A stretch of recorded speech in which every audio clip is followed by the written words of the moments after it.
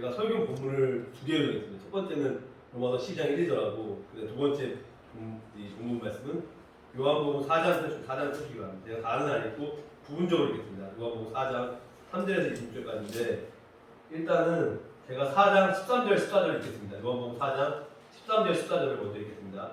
13절입니다. 예수께서 대답하여 이르시되 이 물을 마시는 자마다 다시 목마르려니와 이 물을 마시는 자마다 다시 목마르려니와 14절 내가 주는 물을 마시는 자는 영원히 목마르지 아니하리니 내가 주는 물은 그 속에서 영생하도록 쏟아내는 샘물이 되리라 라고 말씀하셨고요.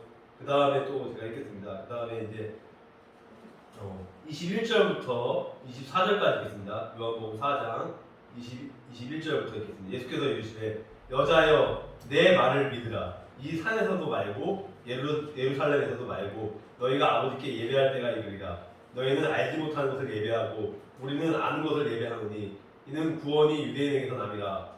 23절 아버지께 참되게 예배하는 자들은 영과 진리로 옛날에는 신령과 진정으로 나왔는데 바뀌었습니다. 개혁개정으로 바뀌면서 영과 진리로 바뀌었는데 영과 진리로 예배할 때가 오나니 곧 이때라. 아버지께서는 자기에게 이렇게 예배하는 자들을 찾으시느라.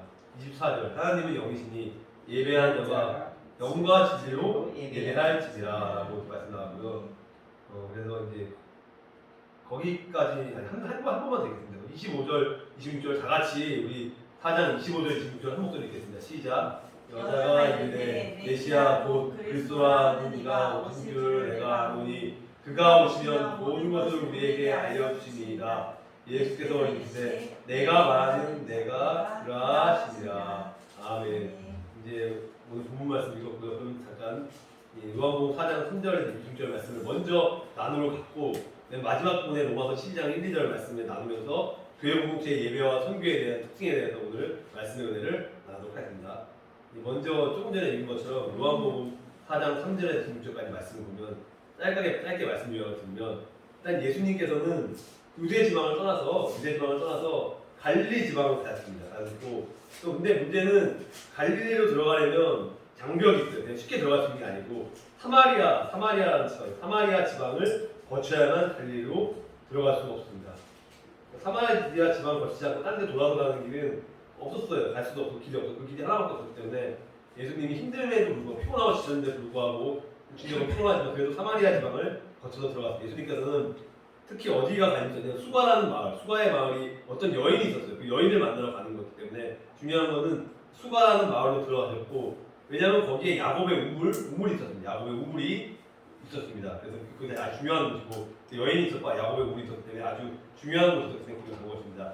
예수님께서는 힘이 전혀 없었어요. 왜냐하면 음식도 예수님은 하루 3끼만 먹지 간식 같은 것도 안 먹고 밥만 먹고 쉬지 않고 하루에 4시간 5시간 자고 성경에 나와 있지는 않아요. 몇 시간 잤는데 예수님이 3시간 4시간밖에 안 자고 제자들하고 했기 때문에 하루도 쉬지 않고 휴가도 가지 않기 때문에 예수님은 육신은 너무 피곤해서 일어날 힘도 없었어요. 그럼에도 불구하고 힘들지만 사마리아 여인의 그 영혼이 불쌍하게 영혼을 구원하기 위해서 피곤한 육신의 몸을 끌고 그 우물 곁에 가서 앉으셨어요. 그때가 낮 12시인데 12시면은 가장 더울 때예요. 햇빛이 쨍쨍 나서 힘들 때인데 12시는 보통 점심 식사할 때죠. 근데 예수님은 왔는데 여기 한 사마리아 여인이 물을 기르러 나왔어요. 또 조그마한 여자가 사마리아 여인이 물을 기르러 나왔는데 근데 예수님께서 여인에게 말을 걸었어요. 원래 예수님이 사마리아 여인한테 말을 걸면 이방 여자한테 말을 걸면 안 되는데 원래 안 되는데 그거 예수님은 그런 걸 따지는 분이 아니고 하나님의 아들이기 때문에 영혼 구원이 중요하고 형적인 게 중요한 게 아니에요. 그래서 예수님께서 여인에게 이렇게 말을 걸었어요. 어떻게 물어봤냐면 성경에 나오면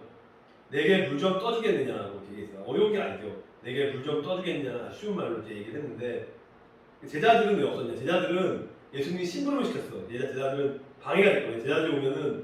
제자들이 쓸데없는 얘기 많이 복음에 대한 얘기를 하면 되는데 쓸데없는 얘기를 하기 때문에 교육 차원에서 심부름을 시켜서 다 떠나가라고 했고 그런 지혜롭게 예수님한테 왔어요. 제자들은 그렇게 먹을 것 사러 마을로 들어가 없었는데 그래서 예수님이 사마리아 여인이 예수님께 또 담대하게 말을 했어요. 사마리아 여인이 성격이 활달하고 명랑한 사람이나 보통 내성적인 일 같으면 그냥 쭈삣쭈삣하고 그냥 예수님 말 걸면 도망갈 수도 있고 아니면 또 다른 얘기를 할 수 있는데 이렇게 얘기했어요. 사마리아 여인이 예수님께 어떻게 말했냐?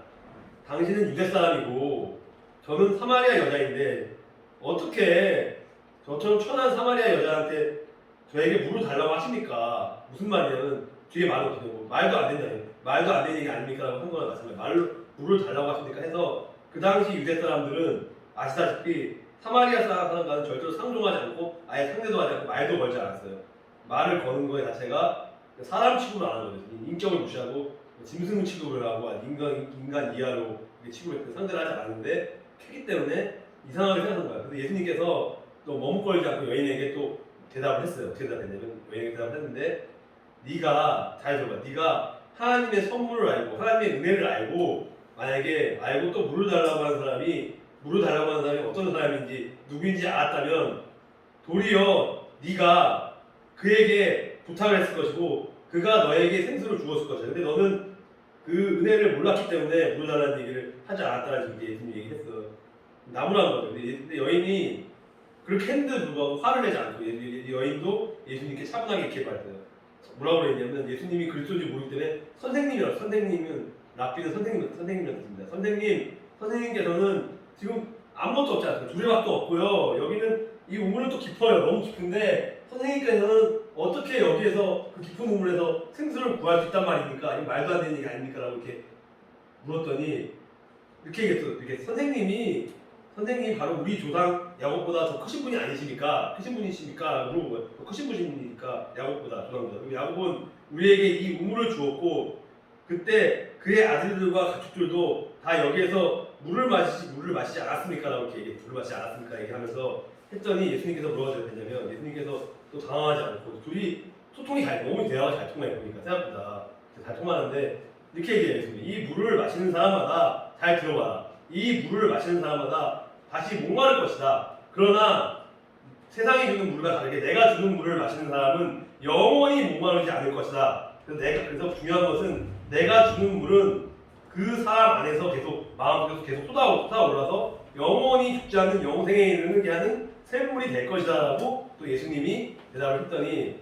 또 사마리아 여인이 예수님께 또 이렇게 대답을 했어요. 어떻게 얘기했냐면 선생님 저에게 그 물을 주세요. 저한테도 그 물을 주세요. 그리고 제가 목마르지도 않고 다시는 물기로 여기까지 고생하러 나올 필요가 없게 편안하게 물기로 여기까지 나오지 않게 해주세요. 그래갖고 아예 선생님이라고 부르는 거는 여인이 예수님을 구주로 영접한 게 아니기 때문에 아예 선생님이라고 깨닫지 못한 거예요. 근데 여인이 예수님께 말했는데 이렇게 얘기했어. 선생님 제가 보니까요 당신은 예언자이심이 선지자이심이 분명합니다라고 처음으로 여인이 예수님을 선지자로 영접을 했어요. 영접한 게 아니고 선지자로 인정한 거예요. 인정한 건데 그래서 우리 조상들은 이 산에서 예배를 드렸는데 당신네 유대 사람들은 이렇게 예배는 예루살렘에서만 드려야 한다고 말합니다. 라고 예수님께서 그래서 그렇게 얘기했더니 예수님께서 여인에게 말씀하셨습니다. 여인아 내 말을 믿어요. 중요한 거는 여인아 내 말을 믿어라. 예수님의 말이 중요한 거야. 그러니까 다른 선생님들이나 랍비나 말한 유대교 학자들이 얘기한 그 말씀이 중요한 것이 아니고 예수님 얘기는 지금 내 말을 믿어라. 바로 내 말을 믿어라. 이제 이 산도 아니고 예루살렘도 아닌 곳에서 아버지께 예배드릴 때가 올 것이에요. 중요한 것은 아버지께 예배드릴 때가 올 것이에요. 그 때가 중요한 것이에요. 그래서 제가 중요한 건 때를 중요하게 생각하고 아무리 하나님의 뜻이라도 때가 되지 않으면 인내하는 마음으로 기도를 해야 돼요. 그리고 하나님이 이때 이렇게 하라고 하면 그때 행동하고 나가요. 근데 사람들은 착하는 거죠. 저도 잘못한 게 뭐냐면 뜻이 하나님께 응답받았으면 곧바로 나가야 된다. 묻지도 않고 응답 따지지도 않고 하나님께 응답받았으니까 이 일을 진행해야 된다. 진행하다가 실패한 적이 많아요. 그게 아니고 거기서 진행하면 안 되고 또 한 번 더 다시 기도하면서 하나님께 때가 언제입니까? 물어봐야 돼요. 근데 저는 그러지 못한 적이 많아요. 여러분도 그래서 때가 중요해요. 하나님 우리 때가 중요하기 때문에 여기서 때가 중요한 거고 이제 얘기하는 거예요. 너희 사마리아 사람들은 알지 못하는 것을 예배를 하지만 우리 유대 사람들은 알고 있는 것을 예배한다. 이는 구원이 유대 사람들로부터 나오기 때문이다라고 얘기했고 이제 참되게 예배하는 사람들이 이 신령과 영과 진정으로 진리로 예배를 드려야 한다. 신령과 진정으로 하는 의미가 중요한데 제가 말씀드리겠습니다. 제가 말이 맞는 거야. 주석마다 틀리고 해석마다 다른데 저는 이렇게 생각합니다. 여기서 신령이란 영이라는 것은 영은 성령이에요. 성령에 의해서 하나님의 아들의 영, 예수님의 영, 하나님의 영, 성령에 의해서 인도되는 성령으로 하나님께 드리는 성령 충만한 예배를 드리는 것을 신령이라고 생각했고 저는 진리는 뭐냐? 제가 말한 진리는 말씀이에요. 빛 대신 예수 그리스도의 천국 복음, 이 말씀 안에 거하는 말씀으로 인도함을 받는 예배를 드리는 것이 진정이에요. 신령과 진정은 성령 충만한 예배와 빛대신 예수 그리스도의 말씀대로 순종하는 그런 성령의 인도하심 따라 예배드리는 예배가 진정한 거룩한 예배라고 생각하고 제가 말씀을 전했습니다. 그래서 예수 그리스도의 복음을 뭐냐, 하나님의 말씀을 듣고 먼저 내가 깨달아서 복음을 전해야 돼요. 왜냐하면 지식적으로 알고 예수님을 영접하지 않고 전도를 하게 되면 물론 성령께서 도와주시지 않겠지만 성령의 역사가 그렇게 많이 안 나타나고 인간적인 느낌이 많이 드는 상대방도 알기 때문에 오히려 역효과가 나는데, 내가 먼저 전도하기 전에 이렇게 생각해요. 내가 예수님을 영접하고 기도하고 30분 동안 터 기도하고 준비를 하고 준비 기도가 끝난 다음에 나가서 이제 도방전도라든지 해야지 역사가 나타나는데, 만약에 준비 기도가 너무 짧고 그냥 와서 예배 끝나고 바로 전도하러 나가면 역사가 나타나지 않습니다. 그래서 저는 앞으로 순복음 모양께 되면 어디서든 전도하기 전에 기도로 뜨겁게 30분 동안 무릎으로 준비를 하고 나서 이제 노방전도로 나가는 것도 좋을 것 같은 그런 방향으로 앞으로 할 것이고, 그래서 그런 걸 깨달음이 있었습니다. 그래서 하나님께서 기뻐 받으시는 오직 하나님께만 감사와 찬양과 영광을 드리는 거룩한 예배를 드려야 합니다. 또 여인이 예수님께 말을 했습니다. 뭐라고 얘기했냐면, 잘 들어보세요. 여인이 예수님에게 뭐라고 했냐면, 저는 그리스도라고 하는 메시아가 오신 것을 알고 있습니다. 되게 교만하죠. 예수님이 아니 영접도 안 했는데 이 여자는 소문만 듣고 메시아가 오신 것을 알고 있다고 얘기했어요. 그리고 메시아가 오시면 우리에게 모든 것을 알려주실 것입니다 라고 이렇게 아는 척을 했더니, 그러자 예수님께서 사마리아 여인에게 말씀하셨습니다. 그게 아니고, 잘 들어봐. 중요한 건 지금 너에게 말하고 있는 바로 내가 바로 예수님 메시아다. 내가 메시아다. 지금 내가 메시아인 거지. 네가 알고 있는, 네가 말하는 게 틀린 건 아니야. 그리스도라는 메시아가 오신 걸 알고 있는 건 맞지만 지금 내가 말한 나를 믿으라고. 내가 예수님만 지금 나 자신을 믿어야 하는, 너는 그렇게 하지 않았냐는 식으로 이렇게 얘기를 한 거, 믿으라고 이렇게 얘기한 거고, 사마리아 사람들이 알지 못하는 것을 예배를 한다는 말은 무슨 말이냐? 사마리아 사람들의 예배는 여호와 하나님식 신앙과 섞여 있는 우상 숭배, 혼합주의가 섞여서 오염된 예배를 드린다는 뜻이에요. 하나님은 절대 받지 않아요. 99% 예배를 드리지 않아요. 99% 1%의 부수를 들어도 안 드리시고, 하나님은 100%를 온전히 드려야지만 역사가 나타나면 하나님 기뻐 받으신다는 말이에요. 그래서 문제는 우상 숭배가 섞인 오염된 예배는, 형식적인 예배는 하나님을 안 받으시고 그렇게 드렸다는 잘못된 것입니다. 그런 예배를 하나님께서 받으시지 않습니다. 하나님께서 기뻐하지 않습니다. 하나님의 진정한 말씀을 받아들이지 않고 믿지 않았기 때문입니다. 하나님께서 기뻐 받으시는, 영광을 받으시는 그런 거룩한 예배를 드려야 됩니다. 그래서 유대 사람들이 알고 있는 것을 예배한다는 말은 무슨 뜻이냐? 하나님의 말씀을 예수 그리스도의 복음으로 받아들이고 영접한 것, 내가 복음을 듣고 내가 머리로 하는 것이 아니라 가슴으로 뜨겁게 깨달아서 느껴서 하나님께서 기뻐 받으시는 거룩한 예배를 드린다는 것을 뜻합니다. 말씀을 안다는 것은 야다입니다. 야다가 뭐냐? 야다는 부부간의 친밀한 관계로 하는 경험적인 알을 의미하는 아주 친밀한, 그러니까 부부간의 안처럼 우리도 예수님을 부부간의 사랑으로 뜨거운 마음으로 이렇게 경험적인으로 뜨겁게 알고 하나님을 사랑하고 그것을 예배 드리는 것을 진정한 경험적인 그런 예배를 드리는 것이 하나님과의 친밀한 관계 속에서 아는 것이 중요하다는 그런 마음으로 예배를 드려야 하는 것입니다. 그래서 초대교회는 예수 그리스도의 교훈으로 시작된 것이 아니라, 예수 그리스도의 교훈이 시작된 것이 아니라 예수 그리스도의 십자가와 부활의 사건으로 시작이 되었습니다. 그 십자가의 부활의 역사적인 사건으로 시작이 되었고, 그들은 살아서 역사하신 예수 그리스도께서 부활하시고 승천하신 후에 성령으로 다시 강림하여서 그들의 생활과 그들의 마음에 살아계심을 강렬하게 느끼면서 모여서 예배를 뜨겁게 드렸습니다. 그래서 그들은 영적인 생명을 얻고 영생을 얻기 위해서, 구원을 받기 위해서 모인 것입니다.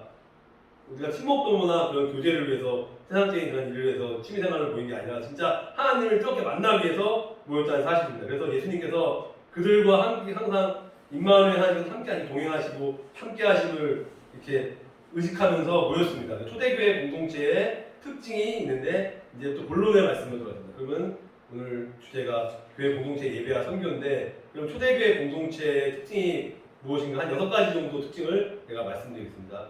첫 번째는 배우는 교회 공동체, 겸손하게 배우는 교회 공동체인데요. 제가 말씀을 읽겠습니다. 사도행전 2장 42절 말씀을 제가 읽겠습니다. 사도행전 2장 42절입니다. 그들이 사도의 가르침을 받아 서로 교제하고 떡을 떼며 오로지 기도하기를 힘쓰니라 그랬는데, 여기서 또 한국어 성경에는 빵을 떼는 것과 기도하는 일에 전념했습니다라고 했습니다. 그러니까 아까는 힘쓰니라, 기도하기 힘썼다고, 여기는 땅을 떼는 것과 기도하는 일에 전념했다. 집중으로 기도하고 집중으로 이렇게 중심으로 해서 전념했다고 얘기 나왔는데, 사도의 가르침을 받았다는 말은 뭐냐? 배우는데 힘들다는 말입니다. 그러니까 뭐냐면 선생님이 있잖아요. 학생들이 선생님의 말을 잘 들었다는 뜻이니까 여기서 선생님이란 말씀을 가르친 선생님 얘기하는 건데 말을 잘 들었다는 뜻이고 겸손하게 배우려는 마음이 있어야 합니다. 여기서 힘쓰다라는 말은 헌신한다, 하나님께 헌신하다라는 뜻으로서 그들은 사도의 가르침을 받는데 헌신했습니다. 그리고 서로 교제를 하는데 헌신하는 마음을 했고 떡을 떼는데도 음식을 나누는데도 헌신했고 기도하는데 헌신하는 마음으로 이렇게 나와서 이렇게 돕고 이렇게 했는데 그 배우는 교회 공동체 헌신은 뭐냐? 제가 생각하는 헌신은 시간과 물질과 자기 자신의 모든 것을 다 드리는 것을 포함하는 것입니다. 그래서 진정한 헌신은 그들은 사도들로부터 말씀을 배우는데 헌신했고 모든 걸 시간과 물질을 다 투자했고 그들은 배우는데 시간과 물질과 자신의 마음을 다 드렸고 그들은 항상 성령 충만해서 하나님의 말씀을 공부하는데 열정적으로 힘썼고 헌신했습니다. 겸손한 사람은 배우려는 마음이 있는 사람입니다. 교만한 사람은 절대로 배우지 않습니다. 그들은 십자가의 부활과 예수 그리스도의 보혈의 능력을 경험하기 위해서 모였고 그것에 힘썼습니다. 라고 나와 있습니다. 둘째는 교제하는 교회 공동체인데 교제는 헬라어로 아시다시피 코이노니아가 뭐냐면 즉 하나님의 가족 공동체에 참여하는 거. 우리가 참여하는 것을 코이노니아, 교제한다는 말이 서로 공동체에 참여한다는 것을 뜻하는데 교제는 우리가 그리스도께 하듯이 서로에게 사랑하는 마음, 서로 헌신하는 마음으로 관계가 되는 것을 소통이 잘 되는 것을 얘기합니다. 교제가 잘 된다는 것은 소통이 잘 된다는 거고 어떤 공동체나 소통이 안 되면 다 안 됩니다. 가정도 그렇고 직장도 그렇고 어떤 공동체든 소통이 중요한데 중요한 거는 소통과 교제가 기본이 돼야 된다. 그래서 우리는 예수 그리스도를 믿는 순간 그리스도 안에서 하나님의 가족으로 다시 하나님의 자녀로 다시 태어납니다. 우리는 그리스도 안에서 한 가족이 됩니다. 그래서 그리스도 안에서 가족은 우리가 하나님 나라의 천국에 이르기까지 영원한 한번 가족은 영원한 가족이 되는 거고 예수님의 사랑으로 하나 되는 교제하는 교회 공동체가 되길 바랍니다. 그래서 제가 말씀 한 구절 읽겠습니다. 그것과 관련해서 베드로전서 3장 8절 말씀을 보면 이렇게 나왔습니다. 마지막으로 내가 말하노니 너희가 다 마음을 같이하고 여러분은 모두 한 마음 품고 서로 동정하며 형제를 사랑하며 불쌍히 여기며 겸손하며 라고 해서 긍휼히 여긴다, 불쌍히 여긴다, 동정한다 이렇게 나온 것처럼 서로 돕는 거죠. 상부상조하는 거예요. 내가 그 형제가 몸이 아프면 병문안을 가고 또 기도를 부탁하면 그 형제가 낫기 위해서 기도를 하고 서로를 위해서 믿음의 동역자들과 고통과 아픔을 함께 나누며 서로 칭찬하고 격려하고 위로하고 서로 돕고 살아가는 상부상조하며 살아가는 교회 공동체가 되길 서로 사랑하며 살아가는 여러분 되길 바랍니다. 그리고 그래서 그것과 관련해서 또 말씀을 읽겠습니다. 사도행전 2장 44절 45절입니다. 사도행전 2장 45절에 보면은 읽겠습니다. 믿는 사람들이 모두 함께 모여 모든 물건을 함께 쓰며 재산과 소유물을 팔아 각 사람에게 필요한 대로 나누어 주었습니다. 그래서 중요한 거는 믿는 사람들이 모두 한 자리에 함께 모여 한 마음 함께 모였고 그 다음에 모든 물건을 그때는 고대 사회니까 모든 물건이나 그런 걸 함께 쓰며 재산과 소유물을 팔아서 어려운 사람도 돕고 각 사람에게 필요한 대로 나눠주고 같이 먹고 같이 나눔을 하는 그런 공동체로서 이렇게 살아갔습니다. 세 번째는 기도하는 교회 공동체입니다.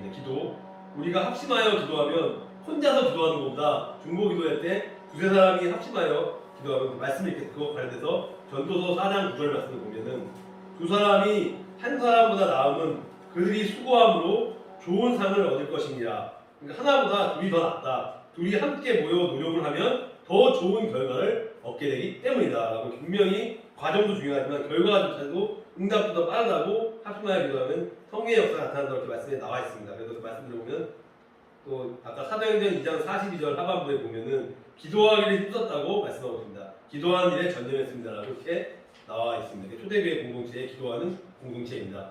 모세는 기도의 비밀을 누구보다 잘 알았어요. 모세는 그래서 그는 여호수아를 영적인 아들 여호수아를 전쟁터에 보내놓고 자신은 그냥 논 게 아니에요. 자신은 기도하러 산으로 올라갔어요. 산으로 올라가서 모세가 산에 올라가서 두 손을 번쩍 들면 이스라엘이 이기고 손을 내밀면 아말렉이 이겼습니다. 출애굽기 17장 10절 11절에 나오는 말씀인데 모세가 여기서 중요한 건 손을 들었다는 것은 무엇이냐?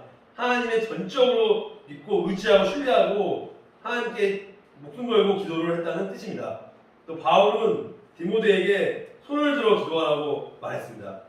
그래서 이렇게 얘기했습니다. 그러므로 각처에서 남자들이 분노와 다툼이 없이 거룩한 손을 들어요. 중요한 건 거룩한 손을 들어 기도하기를 원하노라라고 이게 말씀하셨는데, 그러니까 손을 든다는 얘기는 거룩하게 하나님께 예배 기도한 간절히 기도한다, 신뢰하고 기도한다는 걸 원하노라고 말씀이 나와 있는데, 이 그리스도인의 승리의 비결은 바로 하나님을 의지하며 기도하는 것입니다. 우리가 무릎을 꿇고 손을 들어 기도할 때 하나님이 우리의 마음을 아시고 우리를 대신하여 일하십니다. 그래서 중보자 예수 그리스도께서 우리 위해서 중보와 기도해 주시는데, 우리가 기도할 때 하나님이 우리 대신에 싸우십니다. 그리고 하나님 우리가 기도할 때 우리를 위해서 일하시고, 우리의 승리의 비결은 우리의 능력이 있지 않고 하나님의 능력, 그 기도의 능력이 있습니다. 성령의 능력이 있고요. 영혼의 구원은 바로 그 기도에 있습니다. 그래서 기도의 손은 바로 하나님의 손을 의미하는 거고, 이 기도의 손은 하나님의 능력의 손입니다. 그래서 기도하면 지혜와 집중력과 모든 걸 다 지혜를 다 주시고 모든 축복을 주십니다. 그래서 하나님은 이 기도하는 우리의 손 위에 여러분들 순복음고등교회와 스팅만 사는 게 여러분들 모든 목회자 성도들의 그 기도하는 손 위에 함께 하시고, 기도하는 곳에 바로 성령의 역사가 나타납니다. 세 번째는 이렇게 마치고, 그 다음에 네 번째는 떡을 떼며 음식을 나누는 거. 아까 우리가 점심 식사 때 컵라면하고 복숭아 밥하고 육개장하고 여러 가지 먹은 것처럼 우리가 지금 조금 전에 실천한 거예요. 떡을 떼며 기뻐하는 교회 공동체였다는 건 네 번째 특징입니다. 그들은 떡을 떼며 기쁨과 순전한 마음으로 음식을 먹었고, 떡을 떼었다는 것은 뭐냐, 여러 가지 의미가 있는데, 떡을 떼었다는 것은 두 가지예요. 첫 번째 성찬, 이런 성찬이고요. 두 번째 애찬이에요. 애찬, 성찬과 애찬을 의미하는데, 먼저 성찬에 대해서 말씀드리면, 성찬은 구원의 의미를 새롭게 하는 것이고, 더 나아가서 성도가 거룩한 성도가 주 안에서 한 형제 자매임을 확인을 하고, 또 주님의 사랑을 나누는 것이고, 그래서 그들은 매 순간 주님의 보혈로, 십자가의 보혈의 피로 구원받은 은혜와 사랑과 기쁨과 감격을 다시 새롭게 하고 주 안에서 한 형제 자매가 되었음을 확인을 하는 것이 거의 성찬이고, 애찬은 교제입니다. 애찬은 교제이고요. 이 애찬은 함께 먹고 마시는 것을 애찬이라고 합니다. 우리가 아까 낮에 12시간에 먹는 그것이 애찬을 우리가 나눈 거고, 건강한 공동체는 이처럼 주님 안에서 한 식탁에서 함께 식사를 나누고 웃고 떠들며 함께 교제를 나누며 애찬을 통해서 주 안에서 교제의 폭이 넓어지고, 그것을 오늘 우리는 실천을 해서 하나님께서 기뻐 받을 줄 믿습니다. 그리고 다섯 번째는 기사와 표적이 나타나는 교회 공동체, 그러니까 기적이 일어나는 겁니다. 다섯 번째는 기사와 표적이 나타나는 교회 공동체인데, 초대교회는 사도들로 인해서 기사와 표적이 많이 나타났어요. 우리나라도 70년대 조용기 목사님 여의도 순복음교회, 여러분 다 아시거든요. 순복음교회, 여의도 순복음교회 천막에서부터 시작해서 그 큰 교회를 만들면 하나님의 성령의 역사가 나타날 텐데, 그때 아마 다 암병이나 암이나 여러 가지 죽을 병 걸린 사람들이 다 살아났고, 제가 알기로는 많은 사람들이 또 하나님께 감사하며 헌금들이 많이 축복받았다는데, 그래서 조용기 목사님 자체도 폐병 말기에서 죽었다 살아난 분인데, 그런 게 많이 지금까지 나타나고, 요즘에는 그러한 기적이 나타나지 않는다고 저도 그렇게 믿지 않습니다. 저도 초대교회뿐만 아니라 앞으로도, 지금도 그렇고 앞으로 미래에도 그러한 기적과 표적은 나타난다고 믿는데요, 저는. 그래서 초대교회는 많이 성령의 권능이 있었기 때문에 기사와 표적이 많이 나타났고, 우리는 표적이라고 하면 일반적으로 치유와 회복만을 생각하는, 물론 맞아요. 표적은 치유와 회복, 회복만을 생각하는데, 중요한 것은 표적 중에 표적, 기사 중에 기사는 우리 죄인이 회개하고 주님께 돌아오는 것, 죄인이 회개하고 예수를 믿어 하나님의 자녀 백성이 되는 것이 더 큰 기적이라고 하고, 오늘 제가 핵심은 죄인이 회개하고 예수를 믿어 하나님의 자녀가 되는 구원의 역사를 내가 강조하고 싶습니다. 그래서 오늘 이 말씀을 전했고, 마지막 여섯 번째는 칭송받는 교회 공동체입니다. 칭송은 어려운 말 쓰는데요. 칭송받는 교회 공동체는, 초대교회는 모이기를 힘쓰고 하나님을 뜨겁게 찬양하고 예배드리며 온 백성들로부터 칭송을 받았는데요. 칭송은 뭐냐? 백성에게 칭송을 받았다는 것은 이 세상에 좋은 영향력, 선한 영향력을, 우리가 빛과 소금의 역할을 감당하면서 선한 영향력을 미쳤다는 것이, 백성에게 칭송을 받는 것이 중요한 것입니다. 제가 이걸 조금 말씀드리고 싶은 게, 좀 안타까운 게 뭐냐, 개독교라고 우리가 한 현상들이 뭐냐, 물론 목회자들의 범죄행위나 여러 성도들의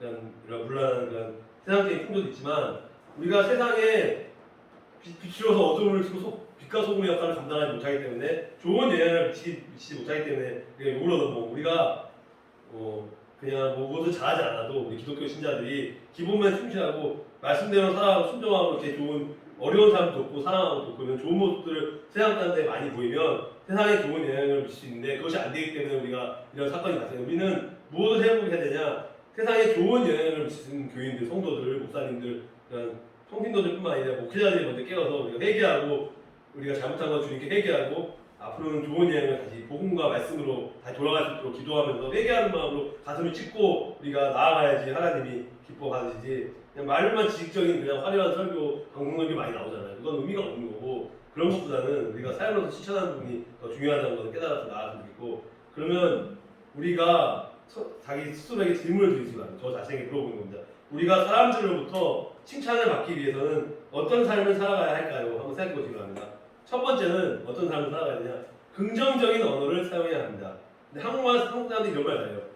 더워 죽겠다, 추워 죽겠다, 미쳐 죽겠다, 뭐 죽겠다는 얘기를 많이 하는데 저는 그렇게 안 하고 아이고 더워 살겠다, 아이고 추워 살겠다 이러면서 내가 스스로 집에 있을 때는 그냥 장난식으로 하나님께 이렇게 내가 더 살겠다를 거꾸로 그러면 말을 그렇게 하니까 진짜로 실제는 덥지만 덥게 느껴지지 않고 기분이 상쾌해져요. 그래서 저는 긍정적인 언어를 많이 사용해야 되는데 거울 보면서 연습을 했죠. 거울 보면서 뭐라고 해서 내가 거울 보면서 연습을 내 자신한테 얘기를 하는 석화 너는 잘생기고 너는 착하고 너는 잘하시고 너는 어쩌고저쩌고 제가 속으로 중얼중얼 거울 보면서 아침에 그걸 연습해요. 그래서 설교하기 전에 연습하는데 그렇게 하다 보니까 저 자신도 모르게 긍정적인 언어를 사용하게 되고 부정적인 말 안 하게 됩니다. 그래서 언어는 우리가 미래를 창조하는 능력이고 언어는 습관이고 우리가 좋은 습관을 가져야지만 좋은 언어를 사용할 수 있습니다. 그래서 언어는 마음의 생각과 표현을 한 것입니다. 언어를 통해서 그 사람의 정신세계와 그 마음 믿음의 세계를 알 수가 있고 죽고 사는 것이 우리 혀에 달려 있습니다. 언어는 생명입니다. 언어는 작은 씨앗 같습니다. 그래서 우리가 부정적인 말과 심한 말을 이렇게 욕을 하거나 그런 심한 말을 하면은 그 사람이 상처받고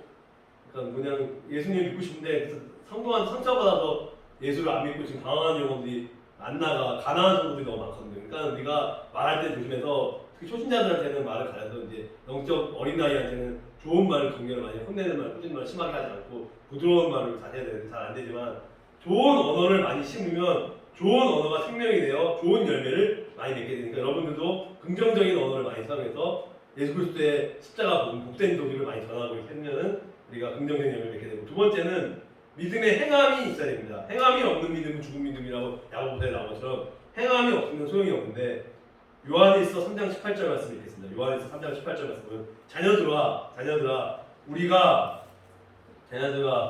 말과 혀로만 사랑하지 말고 행함과 진실함으로 하자라고 이렇게 말씀합니다. 행함과 진실함으로 하자. 초대교회는 재산과 소유를 팔아서 각 사람의 필요를 따라 나눠줬습니다. 그들은 물질에 대하여 청지기 자세로서 하나님의 물질을 맡겨준 자로서 청지기 자세로 겸손한 마음을 가졌고 주님께서 구원받은 사람들을 날마다 더하게 하셨습니다. 하나님이 구원받은 사람들 날마다 더하게 하셨고 초대교회 공동체는 전도와 선교의 공동체였습니다. 이제 본문 말씀으로 하면서 오늘의 말씀을 마무리하겠습니다. 오늘 본문에 로마서 12장 1절 말씀 보면 제가 읽겠습니다.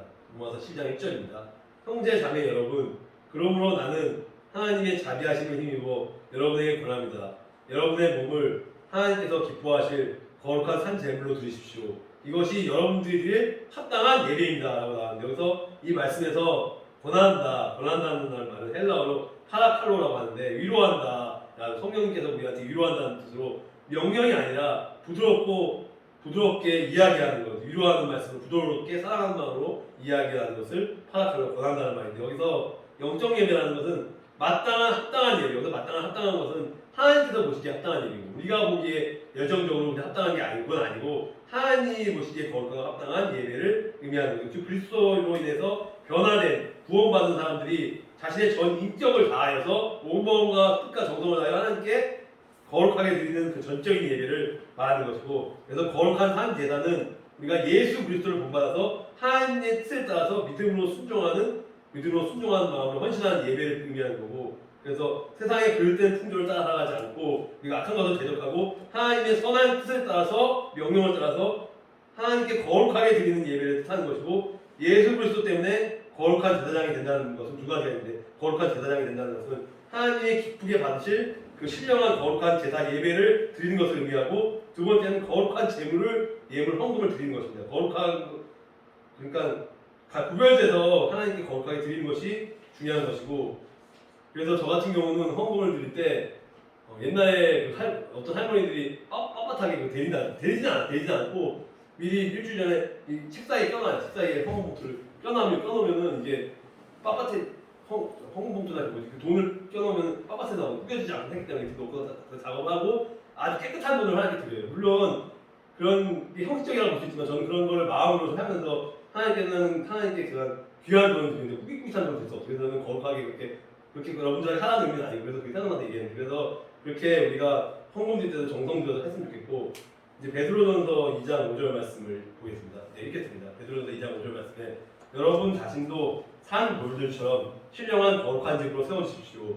그래서 여러분은 예수 그리스도로 말미암아 하나님께서 기쁘게 받으실 신령한 거룩한 제사로 드리는 거룩한 제사장이 되십시오. 이렇게 나와 있고 로마서 12장 2절 말씀에 보면 여러분은 이 세대를 본받지 말고 오직 마음을 새롭게 함으로 변화를 받아 하나님의 선하시고 기뻐하시고 온전하신 뜻이 무엇인지 분별하도록 하십시오. 그랬는데 그래서 변화받는 것은 헬라어로 메타모르 푸스테라고 하는데 변화받는 것은 여기서 변화는 100% 완전한 변화입니다. 99%가 아닌 예수 그리스도를 믿음으로 구원받아서 우리의 마음을 새롭게 함으로써 그리스도인으로서 거룩하고 구별되는 삶을 살고 세상 사람들과 구별된 거룩한 삶을 살고 하나님의 자녀로서 완전히 변화되는 삶을 살아가는 것입니다. 새롭게 한다는 말은 뭐예요? 새롭게 한다는 말은 헬라어로 보면 창조요. 창조와 관련이 있는 아나카이노시스라는 단어를 사용하는데 새롭게 한다는 것은 예수 그리스도의 부활로 시작된 새 시대에 일어날 수 있는 새로운 창조의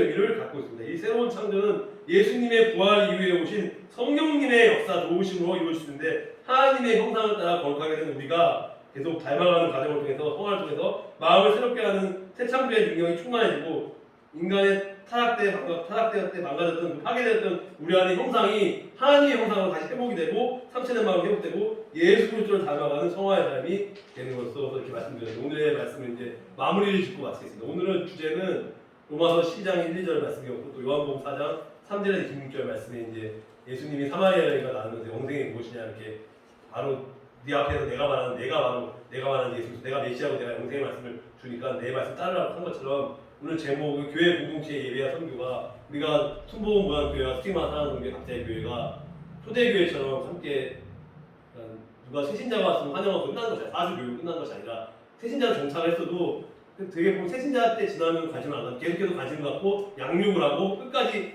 믿음의 동역자라서 죽을 때까지 평생 함께 가는 그런 역사가 나타나는데 그래서 오늘 여러분들의 삶이 신령한 진정으로 예배드리면서 영혼을 구원하면서 복음전파의 사명을 감당하고 전도와 선교의 그런 공동체로서 하나님께서 영광 받으시는 기뻐 받으시는 거룩한 제사장으로 삶을 살 수 있는 여러분들의 삶이 되길 바라며 말씀을 마치겠습니다. 기도하겠습니다. 하나님 아버지 감사합니다. 오늘은 교회 공동체의 예배와 선교에 대한 말씀을 제가 이렇게 두서없이 말씀을 전했는데 우리가 로마서 12장 1절의 마음처럼 우리의 마음을 새롭게 변화를 받아 하나님의 선하시고 온전한 뜻이 무엇인지 알고 분별하여 영적 분별을 갖고 주님께 나갈 수 있는 귀하고 복된 스티마 사랑선교회와 우리 순복음 모양교회 모든 성도님 되시도록 부르셔가지고 말씀대로 믿음으로 순종하며 살아갈 수 있는 우리 모든 성도님들의 하나님만 감사와 찬양과 영광을 드릴 수 있는 그런 복된 공동체의 삶이 될 수 있도록 하나님 붙잡아 주셔서 감사드렸고 이 모든 말씀을 우리 주 예수 그리스도의 이름으로 기도드리옵나이다. 말씀 감사합니다. 많은 은혜를 주심에 감사드리고 이석호 목사님의 말씀에 저희가 실천할 수 있도록 주님께서 능력을 더하여 주실 것을 바라고 기도합니다. 찬양 436장 하시고